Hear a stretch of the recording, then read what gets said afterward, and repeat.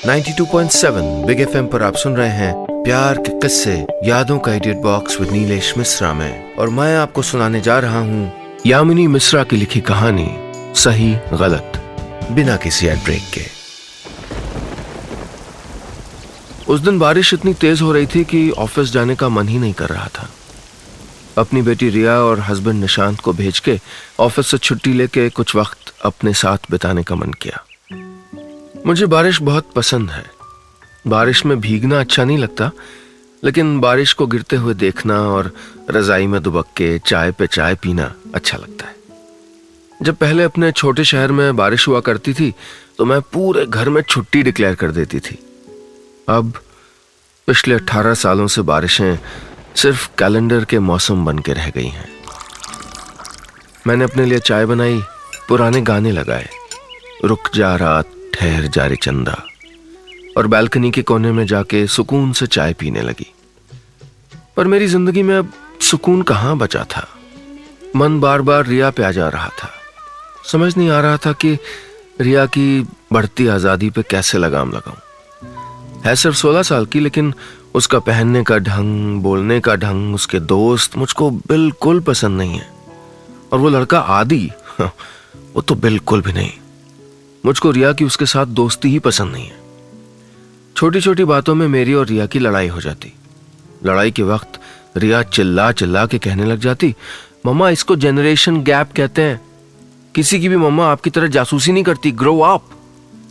जब मैं परेशान होकर निशांत से बोलती तो निशांत मुझको कहते, तुम ओवर रिएक्ट कर रही हो मेघना, उसको थोड़ा खुला छोड़ दो प्लीज, उसकी दोस्त बनना सीखो।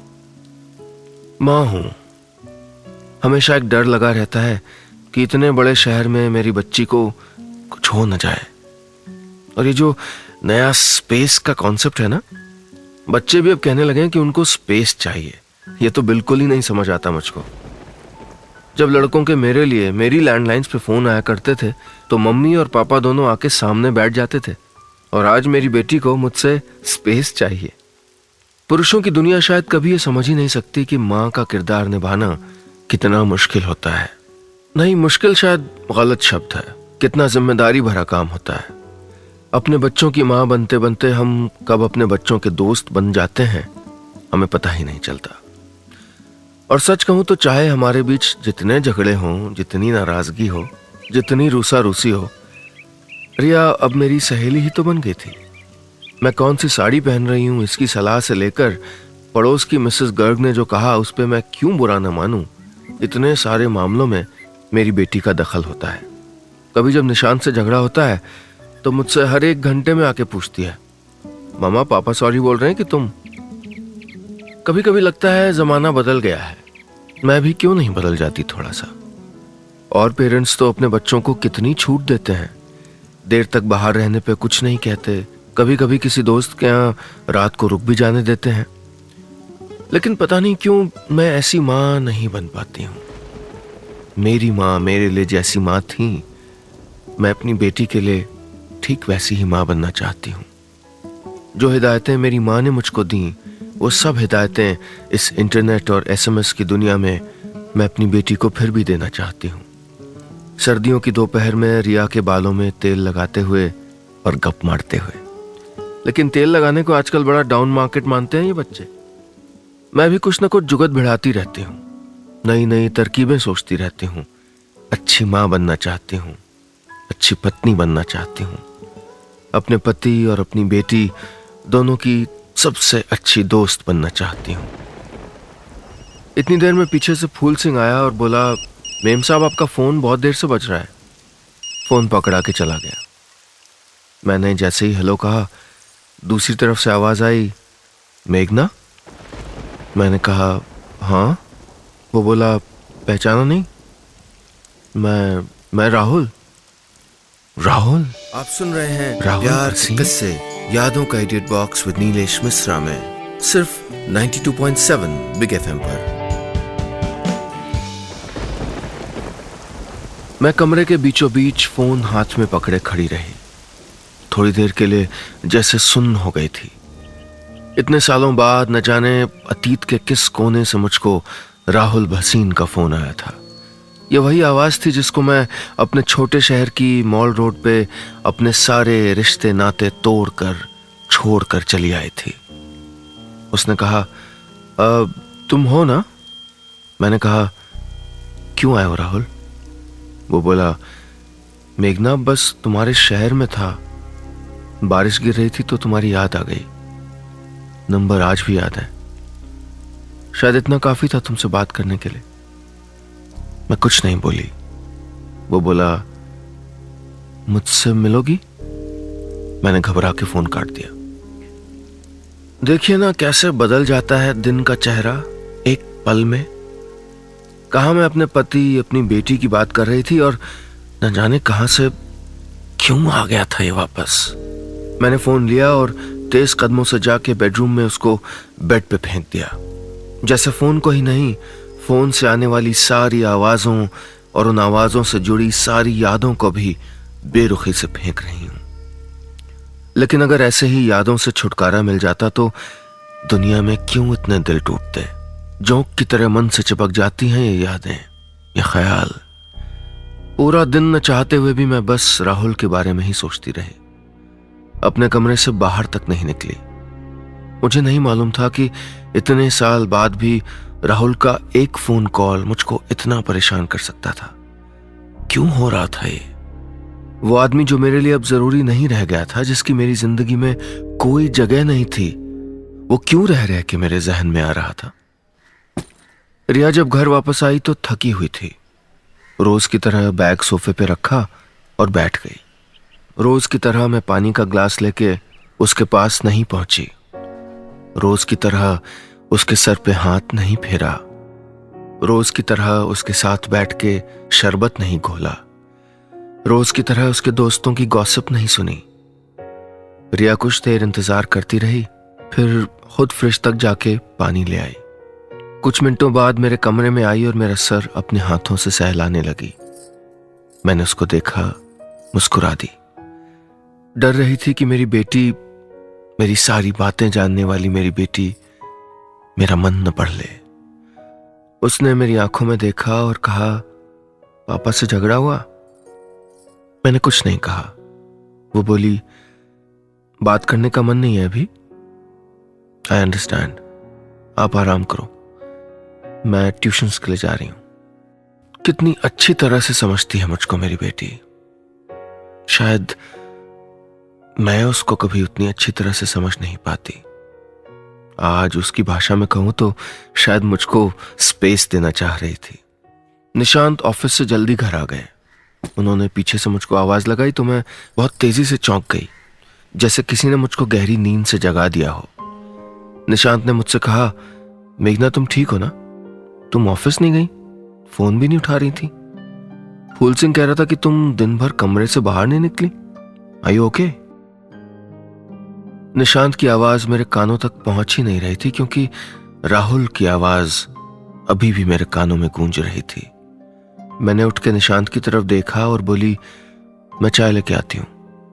फिर मुड़ के बोली, "हाँ, मैं ठीक हूं।" बाकी की शाम मैं बार बार अपने फोन की तरफ देखती रही। मुझे खुद नहीं पता चल रहा था कि मेरा दिल क्या चाहता है। राहुल से बातें करना, पिछले 18 सालों की बातें एक ही सांस में उसको बता देना, या राहुल से किसी भी तरह का कोई सरोकार न रखना, क्योंकि मैं अब उन सब यादों से बहुत आगे आ चुकी थी। आप सुन रहे हैं प्यार के किस्से, यादों का edit box with Nilesh Mishra में, सिर्फ 92.7 बिग एफएम पर। अगले दिन सुबह जैसे ही ऑफिस जाने के लिए घर से निकली तो मेरा फोन बजा। जैसे ही मैंने हेलो कहा, दूसरी तरफ से आवाज आई, "तुमने कल मेरे सवाल का जवाब नहीं दिया मेघना।" राहुल था। बोला, "मुझसे मिलने आओगी?" मैंने फिर फोन काट दिया। मैं उस पर गुस्सा करना चाहती थी। मैं उसको बहुत बुरा भला कहना चाहती थी। मैं उससे चीख चीख के कहना चाहती थी कि नफरत है मुझको उससे, कि उसने जो मेरे साथ किया था मैं उससे नहीं टूटी थी। लेकिन मैं उससे कुछ नहीं कह पाई। मैं अपने बरसों की नफरत खामोशी में दफन कर गई। 1 मिनट बाद मेरा फोन फिर बजा और फिर राहुल था। उसने कहा, मैं जानता हूं कि तुम भी मुझसे मिलना चाहती हो। मैं तुम्हारा शाम 6 बजे बीच कैफे में इंतजार करूंगा।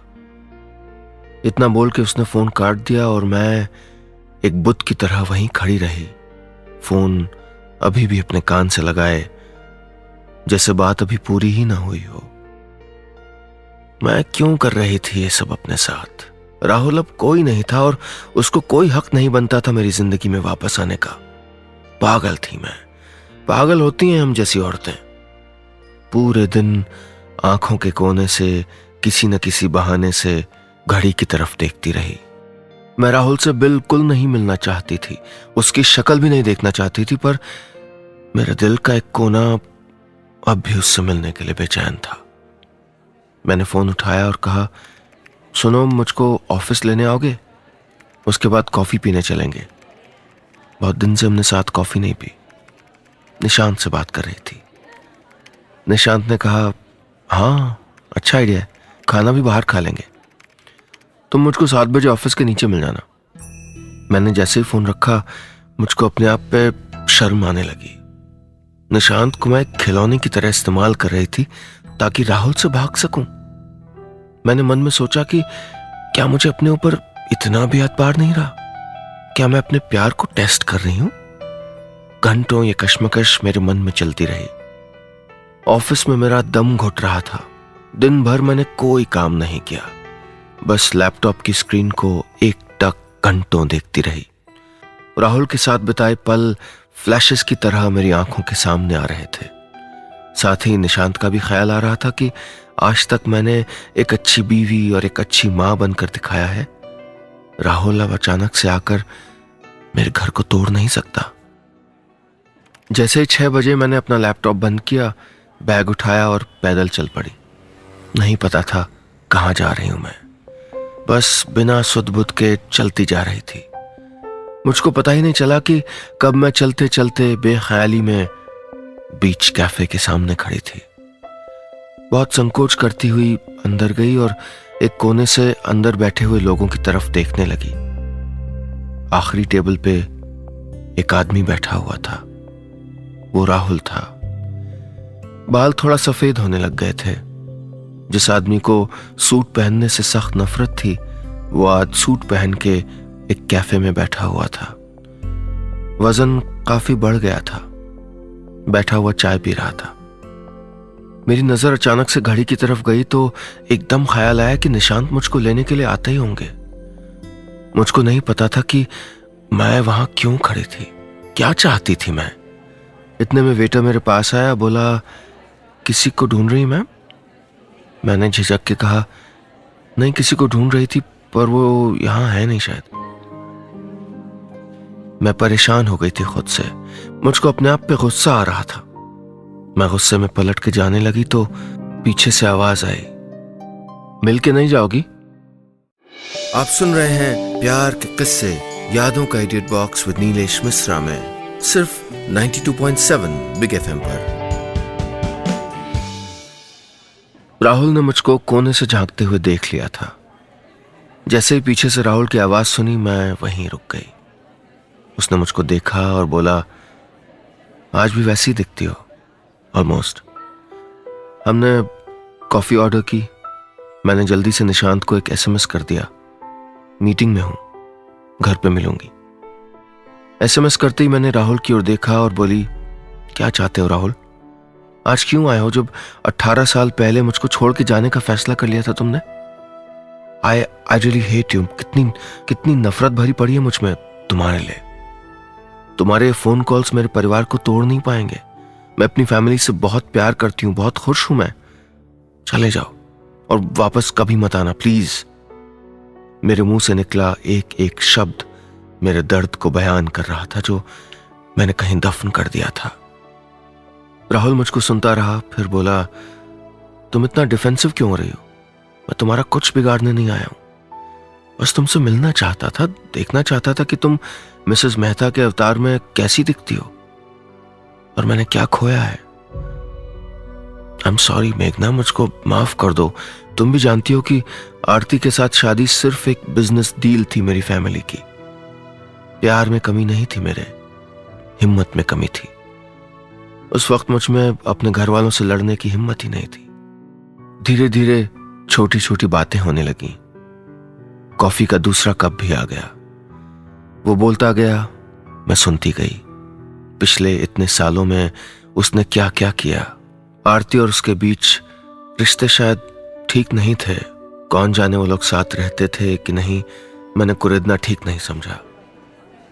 उसने बताया कि हमारे छोटे शहर में घर बेच के दूसरे शहर में नए सिरे से जिंदगी शुरू कर दी थी उसने। नौकरी के उतार चढ़ाव आए, सफलता मिली, पर खालीपन भी। मैं भी उससे न चाहते हुए भी अपनी जिंदगी की छोटी बड़ी बातें बताने लगी। मेरा नए शहर में आके एडजस्ट करना, निशांत का मेरे बिना कुछ बोले सब कुछ समझ जाना, रिया की बदमाशियां, दिन भर का रूटीन और फिर ऑफिस से घर, घर से ऑफिस। धीरे धीरे शाम की तलखी बातचीत में घुलने लगी। शाम से रात हो गई, पता ही नहीं चला। निशांत का एसएमएस आया, कहाँ हो? हम सब डिनर पे वेट कर रहे हैं, मैं लेने आऊं क्या? मैंने कहा नहीं, बस निकल रही हूं। राहुल से और बातें करने का मन था, लेकिन घर भी जाना था। अब मैं एक प्रेमिका नहीं थी, अब मैं एक जिम्मेदार बीवी और मां थी। राहुल ने टैक्सी में मुझको घर छोड़ दिया। जैसे ही मैं उतरने लगी, राहुल ने मुझसे पूछा, कभी तुमको मेरी याद नहीं आई? मैंने कहा, मैंने अपने आप को जिम्मेदारियों में इतना डुबो दिया है कि पुरानी बातों के लिए कोई टाइम ही नहीं मिलता। इतना बोल के मैं चली गई। जैसे घर में दाखिल हुई, वैसे ही मेरे फोन पे एसएमएस आया, कुछ दिन के लिए तुम्हारे शहर में हूं, क्या ये कुछ दिन मेरे साथ बिता सकती हो? मुझे एसएमएस देख के बहुत ताज्जुब हुआ और मैंने उसका जवाब नहीं दिया। फिर लगातार हर घंटे मेरे फोन पे एसएमएस से सिर्फ एक ही शब्द आ रहा था, प्लीज। निशांत ने कहा, आज तुम जरूरत से ज्यादा बिजी हो, तुम्हारा फोन भी नॉन स्टॉप बज रहा है, सब ठीक है ना ऑफिस में? मैंने कहा, हाँ बिल्कुल। डिनर के बाद निशांत टीवी देखने लगे और मैं कमरे में चली गई। रिया आई और शरारत से बोली, मम्मा, मेरी एज पे जब लड़कियों को अचानक बहुत ज्यादा एसएमएस आने लगे तो उसका एक खास मतलब होता है। आपकी एज में भी क्या उसका वही मतलब होता है? मैंने कहा, धत। रिया हंसी और मुझको गुदगुदी करने लगी। मैंने शर्मा के कहा, पागल, you really silly. Riya good night कह के चली गई और मैंने फोन उठा के जल्दी से राहुल को एक मैसेज किया, ठीक है, कल मिलते हैं। आप सुन रहे हैं प्यार के किस्से, यादों का edit box with Nilesh Mishra में, सिर्फ 92.7 बिग एफएम पर। अगले दिन राहुल के सुबह से ही मुझको ढेरों एसएमएस आने लग गए थे। तरह तरह के सवाल, कहाँ मिलना है, दिन भर का प्लान, वगैरह वगैरह। मैं भी बच्चों की तरह अपनी अलमारी के सामने खड़े होकर आधे घंटे सोचती रही कि क्या पहनूं। मैंने अपनी सबसे पसंदीदा पिंक शिफॉन साड़ी निकाली और अपने नए पर्ल्स के सेट के साथ पहन के जाने लगी। निकलते हुए निशांत ने कहा, आज साड़ी में ऑफिस जा रही हो, कुछ स्पेशल है? मैंने कहा, नहीं, बस मन कर रहा था इसलिए पहन ली। उस दिन मैं बहुत अच्छे मूड में थी, इतने अच्छे मूड में कि रिया का दोस्त आदि घर में बैठा हुआ था, लेकिन मुझको फिर भी गुस्सा नहीं आ रहा था। रिया मेरे पास आई और बोली, मम्मा, आप रोज ऐसे मूड में क्यों नहीं रह सकते? मैंने रिया को जोर से गले लगा लिया और उसके माथे को चूमा। बोली, मैं ट्राई करूंगी। मैं पूरे रास्ते बस यही सोचती रही कि ऐसा क्या खास था आज के दिन में जो पहले नहीं था, और उसका जवाब था राहुल। राहुल ही ऐसा शख्स था जिसने मेरे जिम्मेदारियों के बोझ से धुंधलाए दिन में रंग भर दिया था। मुझको निशान से कोई शिकायत नहीं थी, वो बहुत अच्छे इंसान है, लेकिन राहुल मुझको उस वक्त की याद दिला रहा था जिसमें फुर्सत थी, सपने थे, छोटी छोटी खुशियां थीं। आगे आने वाले कुछ दिन भी राहुल के साथ पूरा दिन इधर उधर की बातें करते ही चले गए। हम ये सोच सोच के हंसते रहे कि कितना कुछ था हमारे बीच एक दूसरे के साथ बांटने के लिए। घर पहुंचती तो फिर राहुल के एसएमएस की झड़ी लग जाती। पूरी शाम निशांत के ऑफिस से आने तक हम दोनों फोन पे एक दूसरे को एसएमएस भेजते रहते। मैंने अपना ये रूप कभी नहीं देखा था। राहुल के साथ मुझको बहुत मजा आ रहा था। हम दोनों वापस अपने अतीत में पहुंच गए थे, जहां सिर्फ वो था और मैं भूल रही थी कि मेरा एक पति है, एक बेटी है, घर है। मैं एक ऐसे बुलबुले में जी रही थी जो कभी भी फट सकता था। कुछ दिन बाद राहुल वापस अपने शहर चला गया। उसको छोड़ने मैं एयरपोर्ट गई। उसने चलते हुए मुझको गले लगा लिया। मैंने भी उसको जोर से थाम लिया, जैसे मन किया कि उसको बोलूं कि कुछ दिन और रुक जाए। राहुल ने टेक ऑफ करते हुए एसएमएस किया, थैंक यू, और इतना याद रखना कि मैं तुमसे कल भी प्यार करता था और आज भी करता हूं। मुझे समझ नहीं आया कि इस मैसेज का क्या जवाब दूं। राहुल का मुझको ऐसे चाहना और ऐसे जाहिर भी करना मुझको अच्छा लग रहा था। सही क्या था, गलत क्या था, यह असमंजस में अब छोड़ चुकी थी। कॉलेज में राहुल मुझको अक्सर रूमी की लिखी लाइनें सुनाया करता था, और उनमें से आज मुझको एक लाइन मेरी जिंदगी की कहानी लग रही थी। सही और गलत के पार एक मैदान है, मुझे वहां मिलना। मैं भी शायद सही और गलत की उधेड़बुन के बहुत आगे जा चुकी थी। राहुल के जाने के बाद जिंदगी वापस उसी पटरी पे आ गई थी। वही लोग, वही बातें। वो अपनी जिंदगी में मसरूफ हो गया और मैं अपनी। कुछ दिन बाद मैं रसोई में खाना बना रही थी कि रिया मेरे पास आई। थोड़ी देर खामोश खड़ी रही। मैंने कहा, क्या हुआ, तेरे उस आदि से झगड़ा हुआ क्या? वो कुछ नहीं बोली।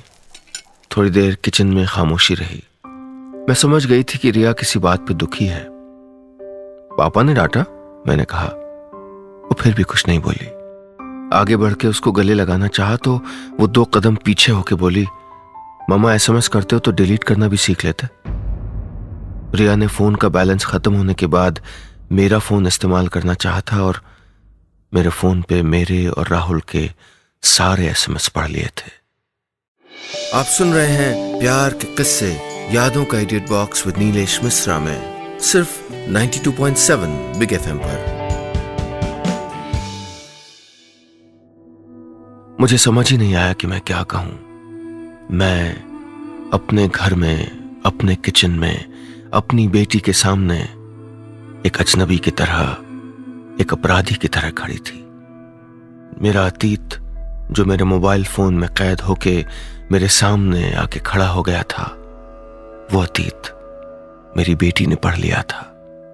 वो बेटी जिसको मैं कहा करती थी कि वो किससे मिले, क्या व्यवहार करे, क्या जिम्मेदारी निभाए, वो बेटी आज मुझको जैसे मुझसे बड़ी होके देख रही थी, जैसे मैं वो 12 साल की बच्ची थी जिसने कुछ गलत किया था। हाँ, गलत ही तो था ये। मैं शर्म से पानी पानी हो रही थी। मैं कभी नहीं चाहती थी कि राहुल के बारे में मेरे घर में किसी को भी पता चले, और रिया को तो बिल्कुल भी नहीं। वो मेरा अतीत का एक पन्ना था जो उड़ता हुआ मेरे दरवाजे पे आ गिरा था, और अब वही पन्ना उड़ के अपने शहर वापस चला गया था। हाँ, हम रोज अभी भी एक दूसरे को एसएमएस कर रहे थे, बातें कर रहे थे। क्या ये गलत था? क्या ये सही था? मैं आज तक नहीं जान पाई थी, लेकिन आज जब मेरी बेटी मेरे सामने खड़ी थी तो एक पल में मैं समझ गई थी कि मुझको जो एक लक्ष्मण रेखा खींच देनी चाहिए थी, मैं नहीं खींच पाई। न जाने कब आंसू बह निकले, न जाने कब गैस पे चढ़ा हुआ दूध उबलने लगा, न जाने कब प्लेटफॉर्म पे दूध फैल गया, न जाने कब मेरे हाथों पे जलता हुआ दूध लगा और मैं उस लम्हे से बाहर आई। मैं बेतहाशा रो रही थी, कपड़ा उठाया और बहते हुए दूध को साफ करने लगी। रिया मुझको देख रही थी, आगे बढ़ी और मुझको बाहों में भर लिया। बोली, मम्मा प्लीज मत रो। आई नो कि आप हम सबसे बहुत प्यार करते हो, लेकिन मैं अपनी बेटी से नजरें नहीं मिला पा रही थी। रिया ने मुझको अपने सीने से लगाए रखा। कितनी बड़ी हो गई थी ये, न जाने कब, कितनी समझदार। आज मुझे अपनी बेटी की बाहों में जैसे सहारा मिल रहा था, आश्रय मिल रहा था, सुकून मिल रहा था, लेकिन मेरे आंसू थमने का नाम ही नहीं ले रहे थे। मैं अपनी ही नजरों में गिर गई थी। रिया ने हाथ पकड़ के मुझको बाहर सोफे पे बिठाया और मेरे लिए एक कप कॉफी बनाई। बोली, आप गलत नहीं हो मम्मा। क्या हुआ अगर आपको किसी से अट्रैक्शन हो गया? इट्स ओके, मन ही तो है, यू ह्यूमन, इंसान हो आप। आपने आज तक कभी भी मेरे लिए, पापा के लिए, हमारी फैमिली के लिए जिम्मेदारी में कोई कमी नहीं रखी है। मुझे नहीं पता कि ये राहुल कौन है और आपसे इनका क्या रिलेशन था, लेकिन मैं ये जानती हूं कि आपने हमको अपना पूरा पूरा प्यार दिया है। इस एक हफ्ते आपके मन में जो भी चला, आपकी जो भी बातें हुई, वो एक एक्सेप्शन था, उसको जाने दो। अब आप वापस आ गए हो और ये आपका और मेरा सीक्रेट रहेगा। राहुल को अपना दोस्त बना के रखना, लेकिन एक शर्त पे कि मैं भी आदि को अपना दोस्त बना के रख सकती हूँ और वो जब चाहे मुझसे आके मिल सकता है। मैंने आंसुओं के बीच हल्का सा मुस्कुराते हुए कहा, ब्लैकमेल कर रही है मुझको? वो बोली, नहीं, डील कर रही हूं। आई एम ऑल्सो ह्यूमन, मैं भी इंसान हूं। मैंने अपनी बेटी को अपने गले से लगा लिया, राहुल को अपनी जिंदगी का एक कड़वा मीठा एहसास समझ लिया और आजाद कर दिया। राहुल को एसएमएस किया, बताया कि अब मैं उससे संपर्क में नहीं रह पाऊंगी। उसके साथ जो अच्छा वक्त बिताया वो हमेशा मेरे मन में रहेगा और उसके साथ जो तकलीफ मिली उसको मैं भुला चुकी हूं। मैं जान गई थी कि सही और गलत के पार एक मैदान था और मैं उस मैदान में होके वापस अपनी दहलीज पे आ गई थी। बस इतनी सी थी ये कहानी।